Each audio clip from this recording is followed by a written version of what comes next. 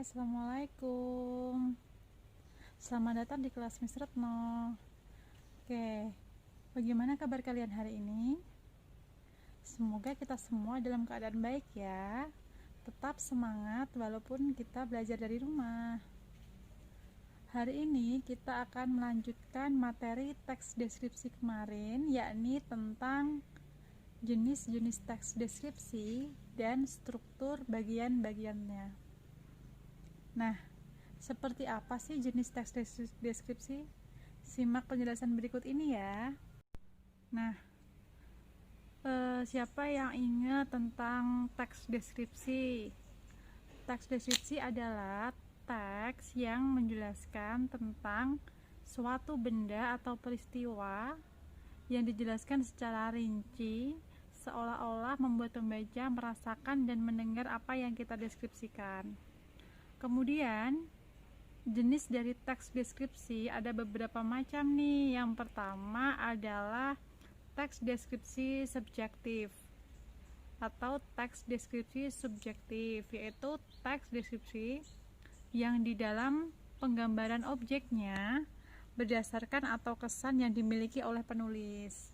Jadi kita membuat teks deskripsi itu berdasarkan tentang kesan kita terhadap suatu objek yang kita deskripsikan. Misalkan kita pergi ke Borobudur, kita melihat di sana suasananya seperti apa, terus apa yang kita rasakan ketika berada di sana itu kita deskripsikan. Itu yang dinamakan deskripsi subjektif atau berdasarkan kesan kita, penilaian kita.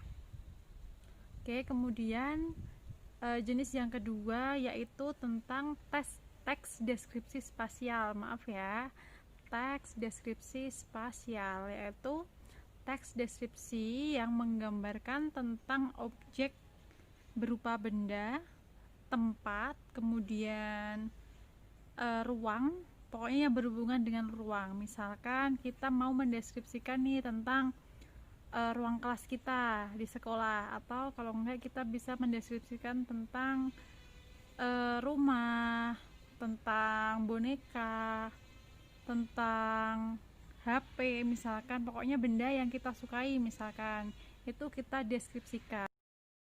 Nah, apa itu teks deskripsi objektif? Kita simak penjelasan berikut ini.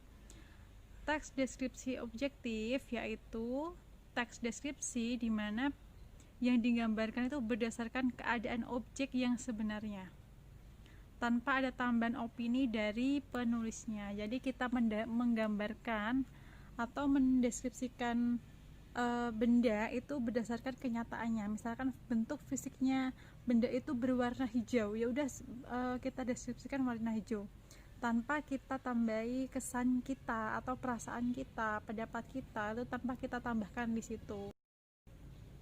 Kemudian struktur dari teks deskripsi kita lihat lagi ke materi selanjutnya ya. Yang pertama adalah identifikasi. Dimana identifikasi yaitu bagian yang berisikan tentang penentuan dari identitas seseorang, benda atau objek lainnya. Jadi di dalam identifikasi itu terdapat nama objek, nama peristiwa yang kita deskripsikan, atau gambaran secara umumnya di situ. Oke. Kemudian kalau bagian deskripsi kita lihat bagian inti pada suatu paragraf deskripsi, yaitu bagian yang berisi gambaran atau pemaparan tentang suatu objek atau topik yang dibahas.